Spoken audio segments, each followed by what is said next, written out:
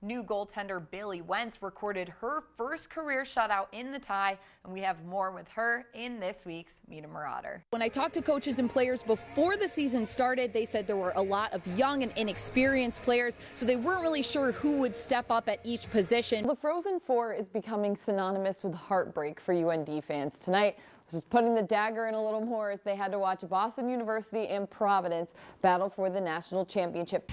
Welcome back to Marauders Weekly while we're talking football. So we have head coach Josh Kotelnicki here, and today we have junior linebacker Sean Fullwider. The Govs have been on the road since June 11th, but they came back to Bismarck yesterday to face Williston, took 2 games from them, and going up against Jamestown tonight. The NDSU football team kicked off its fall camp today, and the team has a lot of new people to rely on after losing head coach Craig Bull and starting quarterback Brock Jensen. Depth continuing to be an issue, and even more so this weekend with Danny Clark being out with an ankle injury. How did that affect the game plan for this one? Even though Ryan plays several different sports, his parents say there's one that bowls over the competition.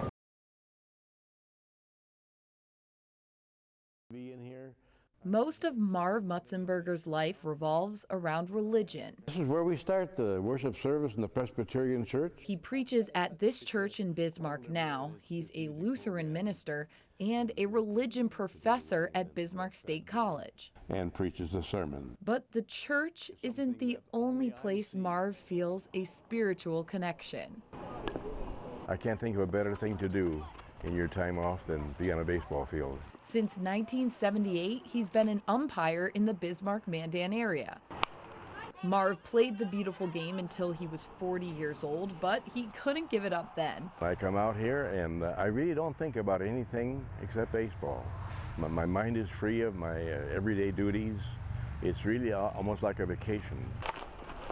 He's behind the plate or in the field for sometimes up to 100 games a year in almost every age level and league there is.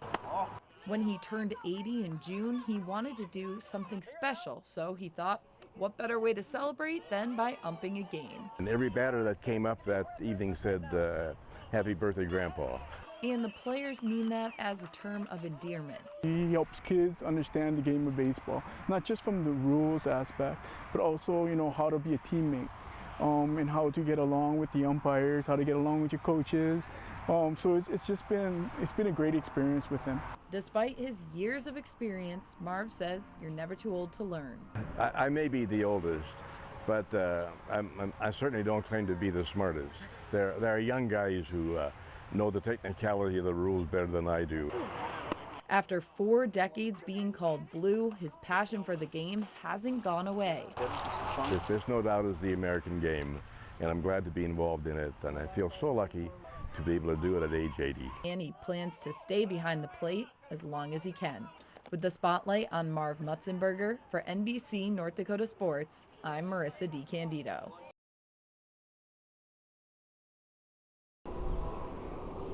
The town of South Hart is less than 1 square mile in size and has just over 350 people. But it has an 18-hole golf course and has produced 2 individual state golf champions in the last 2 years. The interest is definitely growing, and it's giving younger kids something to shoot for in the future of trying to be state champion themselves. The first state medalist was Jada Matson in 2014, who was also Class B's Senior Athlete of the Year this spring. She came to my youth clinic as a 5th grader, and it's kind of where it all started. I kind of seen a little bit of talent from the very first swing. The second champ was sophomore Joey Wagner this year, who was also All-State as an 8th grader. Started to come together this year. He had some excellent tournaments, shooting in the 60s a number of times, and so, come state tournament time, I really felt his game, and he felt, with some fine tuning here and there, that it was where he wanted to be. It's not hard to see why these two are state champions. They both have a strong short game and a strong mental game. I'm out here almost every day practicing, but it's not only just practice. I mean, it definitely has a mental aspect. So basketball has definitely helped me with that, for being able to just get past everything, that if something goes wrong in your round, you just got to get over it and move on to the next. Both players are also proud of their team's success, with each finishing 3rd at state. I think last year at state, when I won it, the best feeling was when after I finished, my whole team came around me and gave me a big group hug, and just, we're like a big family. For Joey, there's still a few years to make a bigger mark on the Heart River program. As for Jada, well, her impact will be felt for a very long time. She's really helped my program. I can't tell you enough. She makes the school look good, herself look good. She makes me look good. So, I mean, I'm very proud of her, and I've always told the newspaper she'll always be the benchmark of my high school golfers, because I will compare them all to her. Jada has set the bar, put it that way. For NBC North Dakota Sports, I'm Marisa DeCandido.